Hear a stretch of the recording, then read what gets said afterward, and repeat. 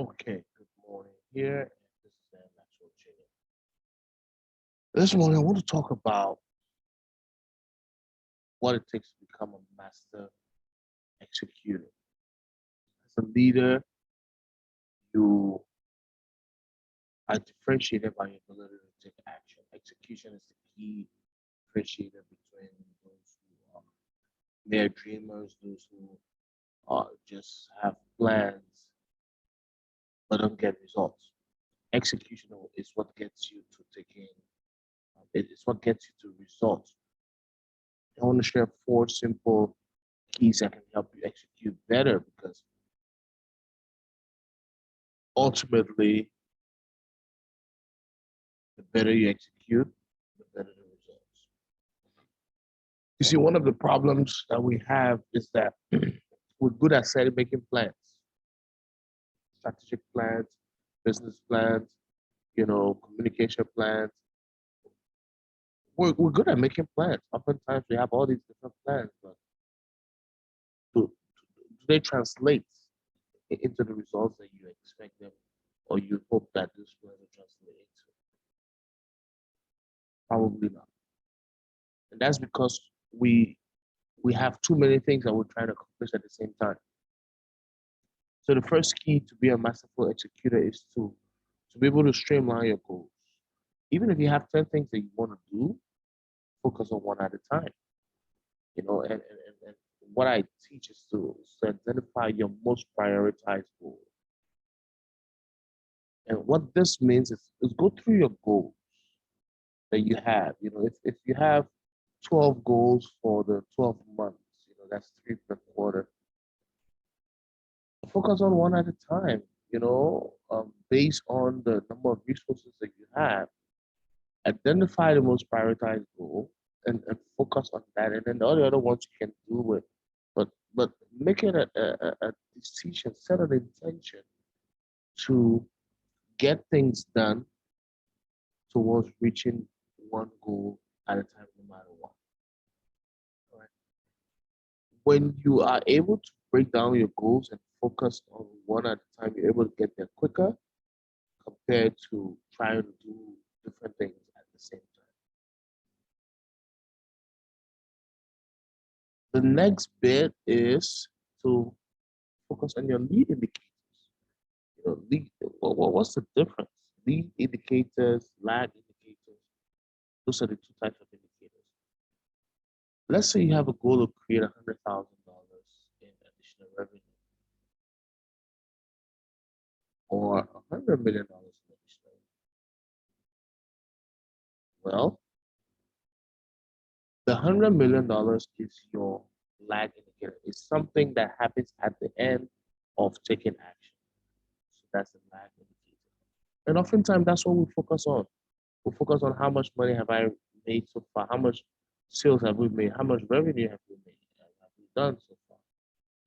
And it's necessary to check that. But as far as becoming great at execution, you want to move from focusing on those indicators and focusing on the lead indicators. Lead indicators are the actions that you take to get you to that goal. So rather than asking yourself how much have we made so far on the goal to 100 million, ask how many meetings have our sales teams had? How many cold emails have you sent out, depending on what your KPIs are, the key performance indicators. There could be marketing needs to send out 15 white papers a day or 20 white papers a day. And the sales team needs to set 5 appointments a day or whatever the numbers are. Those are the things you need to focus on rather than focusing on how much money you make. Those are the lead indicators. The other thing that really helps is to maintain a visual scoreboard in the work environment. So whether it's in your office, a home office, or in a regular office where the team comes together, maintain a visual scoreboard. And if you guys work virtually, then have a scoreboard that you have a group, and the scoreboard at the leader table is there. And people are seeing how things are going and who's crushing the calls and who's doing whatever, you know. But by seeing the visual scoreboard and seeing how you're performing regularly, it helps and inspires you and the team to keep taking action. That's what the scoreboard is about. And then adapt an accountability system. That's the fourth key. If you have a team, and I'll go back to to ministry. For a lot of you don't know, but for some of you do know that, you know, I've spent a lot of time in ministry. I've been involved. I am a pastor, and I've been involved in planting a number of, actually, five different churches so far. That's a different conversation. But one of the things that's active in Christian ministry is prayer partnership. When you have small groups, you buddy up people and allow them to hold each other accountable as they grow spiritually. The same thing needs to happen in the corporate and the business environment. Pair up your team members such that they hold each other accountable. That's an accountability. That's one idea of an accountability system. All right. So encourage them to work together, encourage them to inspire each other, and let them, let people have partners. So if one person is not performing well, you want to be able to ask his or her partner why, what's happening. Partners need to know the things that's going on in the lives of their partners, and let them partner up, because everybody needs somebody to help them be accountable. And you, as the leader, who's holding you accountable? What accountability system do you have? Have you hired a coach? Or do you have somebody who is a leader somewhere else that you can partner up with as a buddy and have that accountability system in place? Accountability system is key. That's the fourth key.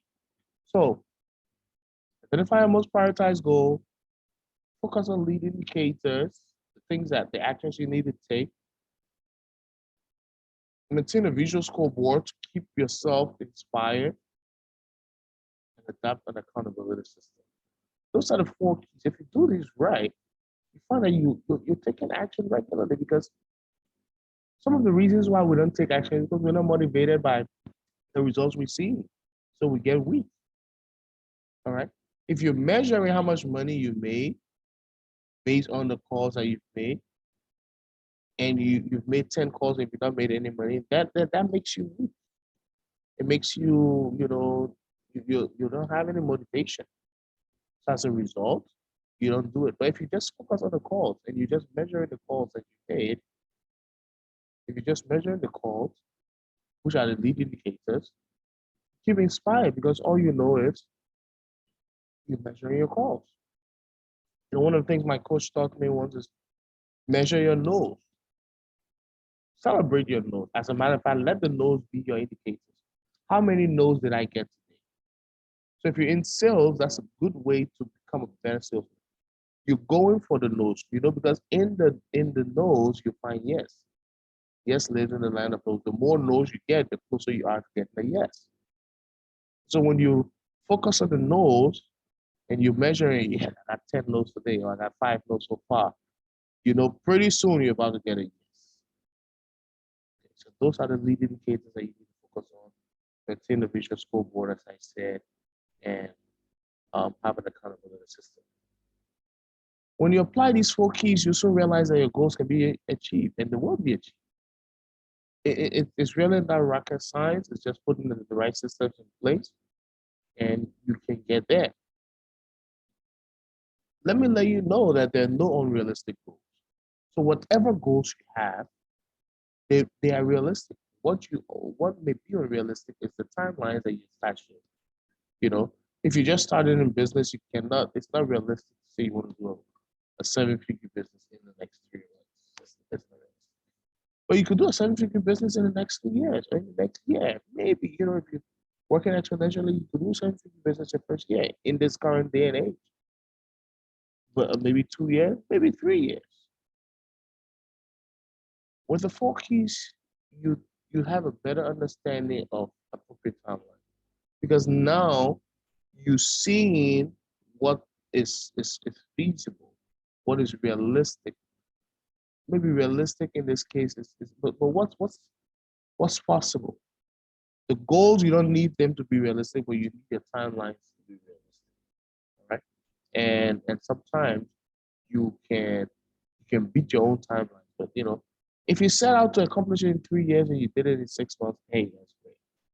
But if you didn't do it in 6 months, don't beat yourself up because you know that timeline is not an ordinary timeline, right? One of the greatest challenges I see is that leaders have a problem prioritizing the goal. It's like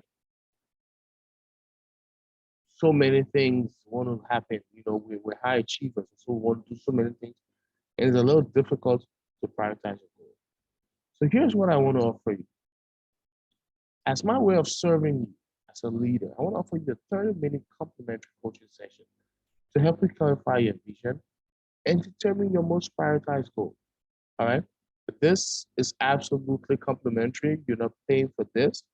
All I ask in return is that after our session, you send me a video or text, or email testimonial based on how well the session went and what value you got from it. Okay. And the link to sign up for this offer is down below. I'm not selling anything in that process. It's simply to help you. My goal in a spirit of transparency is that after our 30 minutes, you'll find value in working with me as your coach, as an executive coach, to work with your team, to work with you and your team. I work well with mid-career, mid-level managers because these are the people who are the engine of any organization. Without the middle managers and the mid-career professionals, we have a problem. And these are the people who are often very work in the organization. They have people to supervise and they have people to report to, and sometimes it can take a toll on them. And these are the people that I love to serve. These are the people that I enjoy working with. All right. And so my hope is that after these 30 minutes of working with you as a leader, you find reason, you find it important to bring me to your organization, to help bring some change and raise performance culture based on execution excellence. All right.